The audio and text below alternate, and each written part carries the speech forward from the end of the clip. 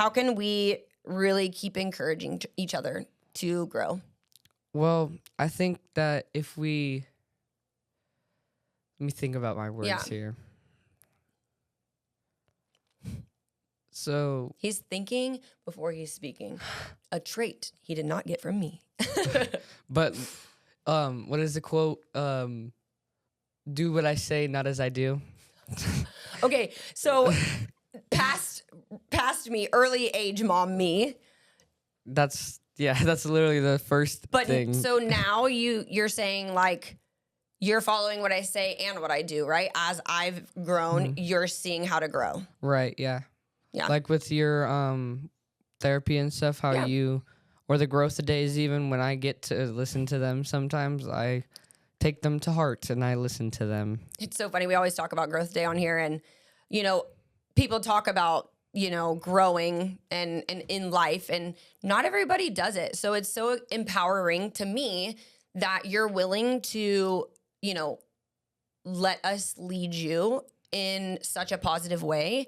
And wow, I'm so proud of who you are and how you've grown up. And I know I have a little bit to do with that, but I think a lot of it comes from you. So what do you envision for your future?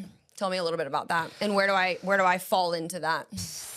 Or where does you being the oldest fall into that? Well, so me being the oldest, I have to be able to provide the most. Okay, provide how? I want to be able to provide most financially, right? And I can do some emotional stuff.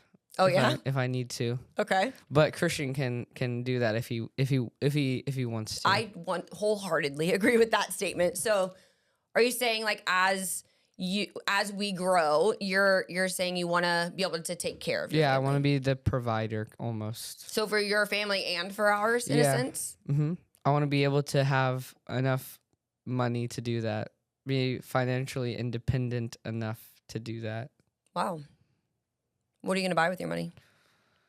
I'll probably reinvest it. If I can make enough money to buy something that I want, then I can just reinvest it into That's true. That's true. the same thing until it becomes dead and I can't do that anymore. So as we start, wrapping up this episode, I guess I wanted to say, or I want you to say, like, what do you think is, one, the hardest thing about being the oldest sibling, and two, the best thing about your relationship with me?